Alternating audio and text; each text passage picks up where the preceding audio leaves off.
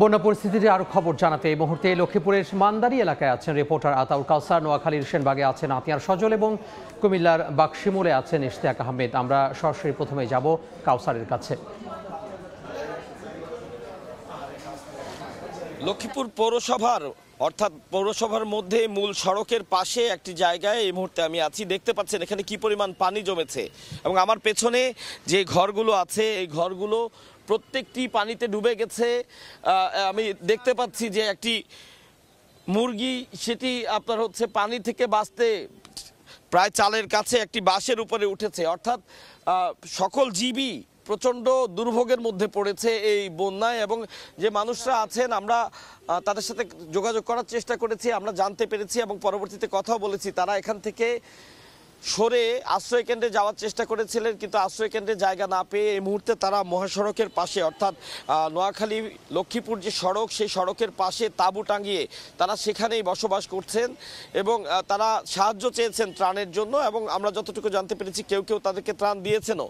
তো এখানে তারা আমাদের জানিয়েছেন যে এই জায়গাটিতে মোট 20টি পরিবার ছিল। ওই 20টি পরিবারের প্রত্যেকেই এই মুহূর্তে গৃহহীন।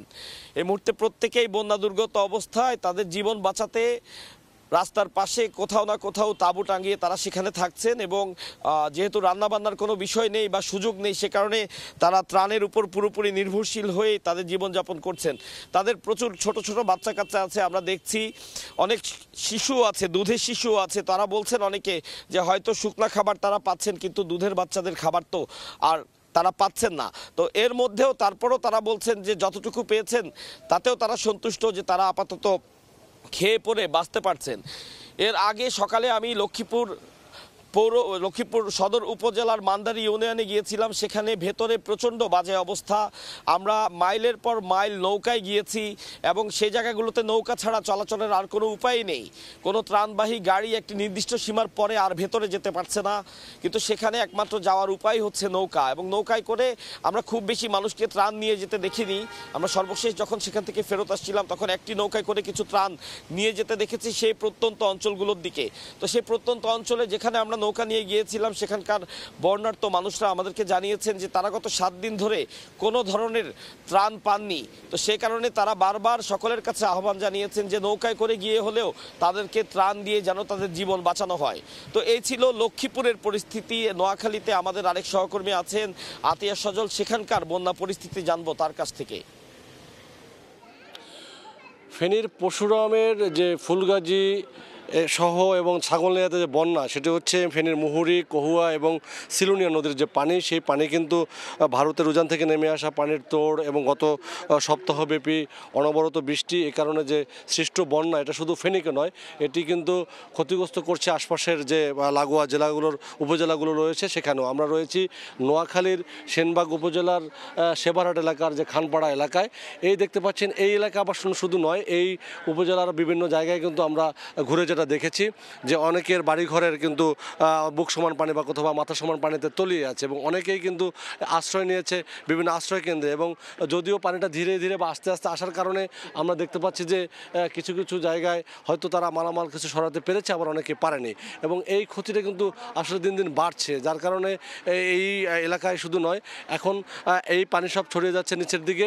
আরেকটি দুঃসংবাদ হচ্ছে যে ফেনীর নোয়াখালীর যে কোম্পানিগঞ্জ উপজেলার যে এয়ারটি রয়েছে, সুইচ গেট রয়েছে মুসাপুরের, সেই গেটটি ভেঙে যাওয়া বা পুরোপুরি ভেসে যাওয়ার কারণে কিন্তু ওই এলাকায় একটি আশঙ্কা তৈরি হচ্ছে বন্যার। আমরা তার কারণে এই নোয়াখালী ফেনীর অংশের মানুষ কিন্তু বেশ আশঙ্কার মধ্যে পড়েছে, যার কারণে কিন্তু এইসব অঞ্চলের মানুষ চিন্তিত রয়েছে। আমরা কথা বলার চেষ্টা করব এখানকার এক বন্যা ক্ষতিগ্রস্ত লোকজনের কাছে। আপনাদের এলাকার বন্যার অবস্থা কেমন? আমাদের হলো নোয়াখালীর সেবারহাট, আমরা শ্যামবাগ থানা, উত্তর রাজারামপুর, আমাদের খানপাড়া রোড। এখন আমরা ঘর বাড়ি ছেড়ে আশ্রয়কেন্দ্রে এসেছি সেবারহাট হাই স্কুল। বর্তমানে আমাদের বাড়ির বুক সমান পানি, আমরা ক্ষতিগ্রস্ত, আমাদের চাই সামান কিছুই নিতে পারি নাই, আমাদের বস্তু নিয়ে ফিরিয়েছি। শুনছেন যে এই এলাকার মানুষের একটি পরিস্থিতি যেটা আমরা দেখলাম যে বন্যা পরিস্থিতি ছুঁয়ে গেছে এই অঞ্চলের মানুষকেও। আর আপনাকে যদি বলি পুরা ফেনীর জেলা জুড়ে যে মানবিক বিপর্যয় ঘটছে বন্যার কারণে, ফুলগাজী, পরশুরাম, ছাগলনাইয়া, ফেনীর সদর এবং নতুন করে আক্রান্ত হচ্ছে গতকাল থেকে দাগনভূঞা, সোনাগাজী, এসব অঞ্চলের মানুষ কিন্তু এখন একটি মানবিক বিপর্যয়ের মধ্যে দিয়ে তারা যাচ্ছে এবং খাদ্য সংকট এবং বিশুদ্ধ পানির সংকট এবং রোগবালাই দেখা দিয়েছে, ডায়রিয়া এবং বিভিন্ন ধরনের পানিবাহিত রোগ, সেই সাথে চর্মরোগ দেখা দিয়েছে, শিশুরা আক্রান্ত হচ্ছে ঠান্ডাজনিত রোগে। সব মিলে কিন্তু আবার গবাদি পশুগুলো কিন্তু একের পর এক খাদ্য না পেয়ে তারা মারা যাচ্ছে, অনেক গবাদি পশু এবং পশু পাখি, এবং সব মিলে কিন্তু একটি বিপর্যস্ত অবস্থায় কিন্তু আমরা দেখতে পাচ্ছি যে পুরো এলাকা জুড়ে একটা বিপর্যস্ত অবস্থা।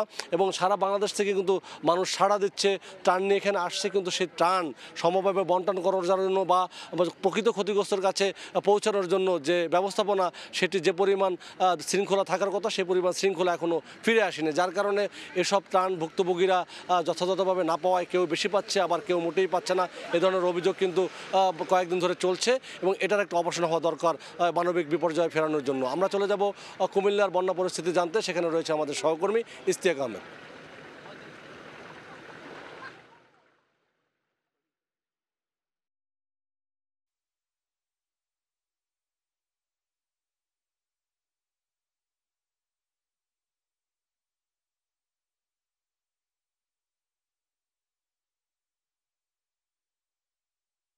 জানেন যে বুড়িচং উপজেলার যে 105টি গ্রাম ইতিমধ্যে প্লাবিত হয়েছে এবং তার যে পাশের উপজেলা অর্থাৎ ব্রাহ্মণপাড়ার 3টি ও যে ইউনিয়ন গতকালকে প্লাবিত হয়েছে, তার নতুন করে আরও 2টি ইউনিয়ন কিন্তু আজকে প্লাবিত হয়েছে। অর্থাৎ এই যে বন্যার পানি, সে পানি কিন্তু প্রতিটি গ্রাম একটির পর একটি গ্রাম প্লাবিত করে যাচ্ছে এবং বিশেষ করে যারা বানবাসী রয়েছে, অর্থাৎ যারা পানিবন্দী অবস্থায় রয়েছে, তাদের যেই দুর্ভোগ, তাদের যে ফসলি জমি, তাদের যে ঘরবাড়ি, তাদের যে গৃহপালিত পশু, সব কিছু কিন্তু একেবারে পানি নিচে তলিয়ে গিয়েছে। এবং আমি যদি জানিয়ে রাখতে চাই, এই মুহূর্তে আমি দাঁড়িয়ে আছি বুড়িচং উপজেলার বাক্সিমূল ইউনিয়নে এবং সেখানে আপনি যদি দেখাতে চাই যে আমার দুপাশটা একেবারে দেখলে মনে হবে যে কোনো একটি নদীর মতো নদীতে দাঁড়িয়ে রয়েছে। তবে এটি দুই দিকে কিন্তু ফসলি জমি রয়েছে, একেবারে ছোটো ছোটো একর ফসলি জমি কিন্তু পুরো কুমিল্লা জেলা জুড়ে কিন্তু একেবারে তলিয়ে গিয়েছে। এবং বলতে চাই যারা বিশেষ করে যারা এখানকার পানিবন্দী অবস্থায় রয়েছে, অর্থাৎ যারা এই মুহূর্তে আশ্রয় কেন্দ্রে অবস্থান করছে, তাদেরকে কিন্তু শুকনো খাবার, বিভিন্ন ধরনের ত্রাণ সামগ্রী দিচ্ছে স্বেচ্ছাসেবী সংগঠন সহ বিভিন্ন শিক্ষা প্রতিষ্ঠানের যে শিক্ষার্থীরা। একটি বিষয় জানা রাখতে চাই, আমরা কথা বলেছিলাম কয়েকজন ভুক্তভোগীর সাথে, তারা আমাদেরকে জানিয়েছে যে বিশেষ করে যে শুকনো খাবার তারা কিন্তু যারা পরিবারের সদস্যরা যারা বড় বৃদ্ধ বা প্রাপ্তবয়স্ক দেওয়া হয়েছে, তারা বিশেষ করে যারা শিশুরা রয়েছে, পরিবারের শিশুরা রয়েছে, যারা পানিবন্দী অবস্থায় রয়েছে, তাদের জন্য কিন্তু খাবার প্রয়োজন বলে আমাদেরকে জানিয়েছেন। এবং বিশেষ করে যারা স্বেচ্ছাসেবী যে সংগঠনগুলো যারা ত্রাণ নিয়ে আসছে এবং ত্রাণ দিচ্ছে, তারা কিন্তু নৌকা করে গিয়ে বিভিন্ন জায়গায় ত্রাণ দিচ্ছে, বিশেষ করে আশ্রয় কেন্দ্রে ত্রাণ দিচ্ছে। তবে তারা বারবার বলছে যে পর্যাপ্ত পরিমাণ নৌকা না থাকার কারণে যেগুলো প্রত্যন্ত অঞ্চল, সেখানে কিন্তু পৌঁছানো অনেকটাই কঠিন হয়ে যাচ্ছে। অর্থাৎ সেখানকার যে মানুষগুলো রয়েছে, তারা কিন্তু এখনও অনেক জায়গায় ত্রাণ পাচ্ছে না। তার পাশাপাশি কুমিল্লার যে 3টি উপজেলা, অর্থাৎ ফেনীর বন্যার কারণে যে 3টি উপজেলা প্লাবিত হয়েছে, চৌদ্দগ্রাম, নাঙ্গলকোট, মনোহরগঞ্জ, এই এলাকায় কিন্তু বলা যায় কিন্তু একেবারে বলছে যে তারা কিন্তু বন্যাতে তাদের যে গ্রাম বা ঘর এবং ফসল জমি সেটা কিন্তু প্লাবিত হয়ে গিয়েছে। অর্থাৎ কুমিল্লার যে বন্যার পরিস্থিতি, সেটা কিন্তু প্রতিনিয়ত অবনতি হচ্ছে, কোনোভাবেই কিন্তু উন্নতি দেখা দিচ্ছে, তার পাশে ঘুমতে পানি কিন্তু বেড়ে চলেছে। এতে ছিল আমার কাছে সর্বশেষ কুমিল্লা থেকে। দেশের বন্যা পরিস্থিতির খবর জানছিলাম সহকর্মীদের কাছ থেকে। যুক্ত হয়েছিলাম কুমিল্লা, নোয়াখালী এবং তার আগে লক্ষ্মীপুর থেকে।